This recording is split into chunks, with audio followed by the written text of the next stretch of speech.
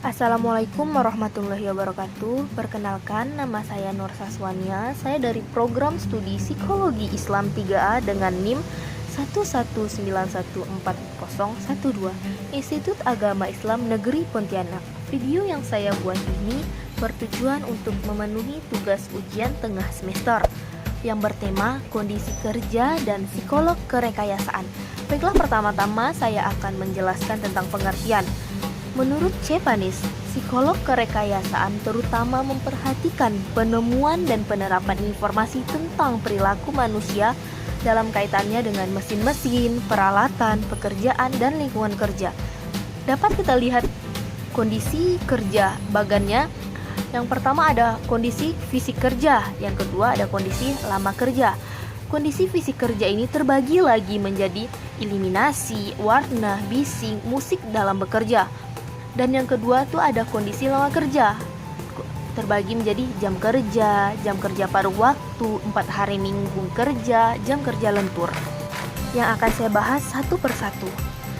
Yang pertama itu ada kondisi fisik kerja.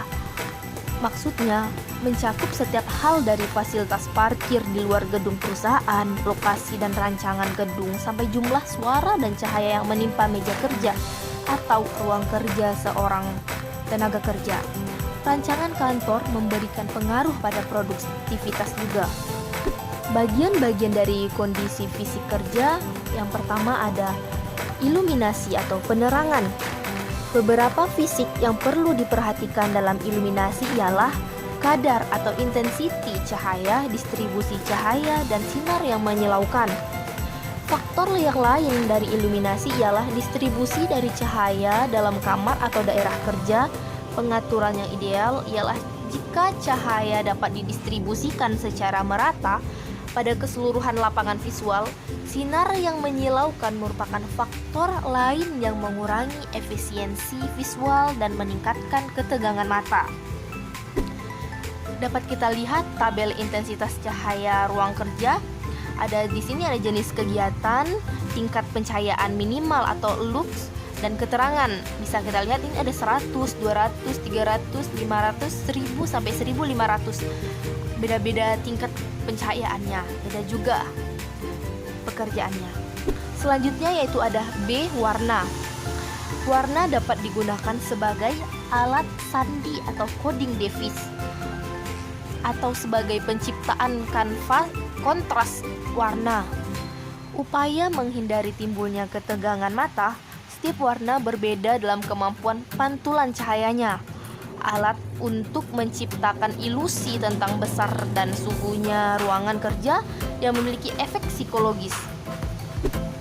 Warna erat kaitannya dengan iluminasi, yaitu penggunaan warna pada ruangan dan peralatan kerja. Dapat kita lihat di sini tabelnya.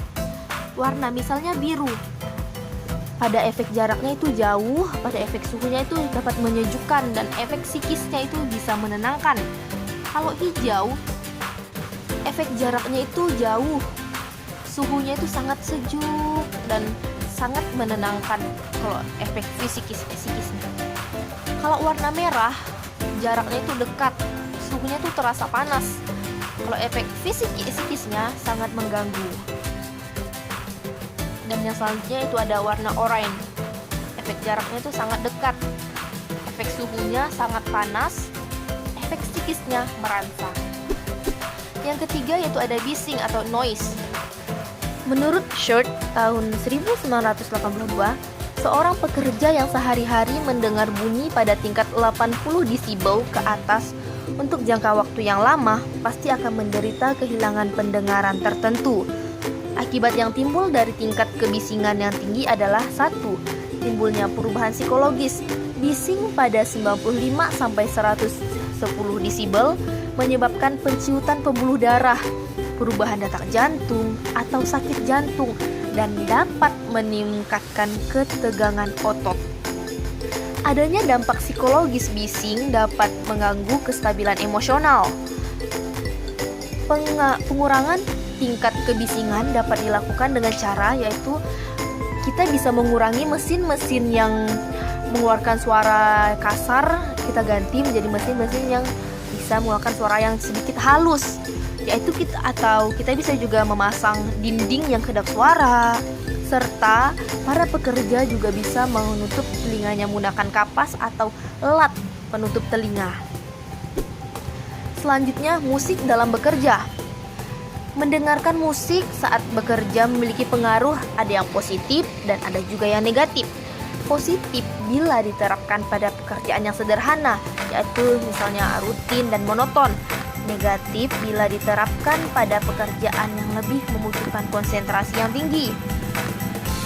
Menurut Suryatno, pada tahun 1985, berpendapat bahwa musik pengiring kerja harus disesuaikan dengan pertimbangan sebagai berikut. Yang pertama, musik dalam bekerja harus menciptakan efek yang menguntungkan pikiran. Kedua, musik tidak akan bernilai bila ada suara yang lebih keras. Yang ketiga, musik meriah diperdengarkan secara singkat pada saat memulai pekerjaan akan meningkatkan gairah dan di akhir pekerjaan. Yang keempat, tempo waktu. Kalau kita mendengarkan musik yang terlalu lambat tetapi juga tidak terlalu cepat. Baiklah, yang kedua yang akan saya bahas yaitu ada kondisi lama waktu kerja. Bagian-bagian kondisi lama waktu kerja yang pertama ada jam kerja. Hasil penelitian juga menunjukkan adanya hubungan yang menarik antara jam-jam kerja nominal dan aktual. Jika jam kerja nominal ditambah, maka jam kerja aktual itu malah menurun. Yang B, ada bagian kerja paruh waktu tetap.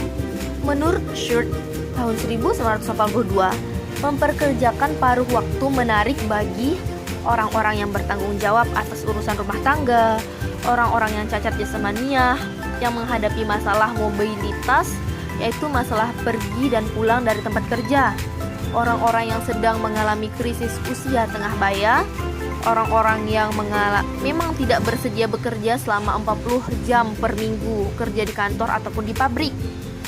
Yang C, ada 4 hari minggu kerja.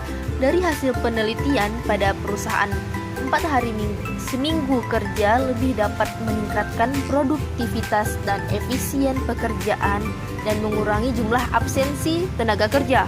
Dan yang terakhir ada jam kerja lentur. Hasil dari penelitian pada perusahaan-perusahaan yang menggunakan jadwal jam kerja lentur menunjukkan keuntungan berikut. Yang pertama yaitu keuntungannya produktivitas naik pada hampir separuh perusahaan-perusahaan. Angket absensi berkurang sampai pada 75%. Keterlambatan datang berkurang sampai 84%. Angka keluar masuk tenaga kerja berkurang 50%. Semangat kerja tenaga kerja meningkat pada hampir semua perusahaan. Sekian yang dapat saya sampaikan. Kurang dan lebihnya saya mohon maaf. Wabillahi taufiq wal hidayah. Wassalamualaikum warahmatullahi wabarakatuh.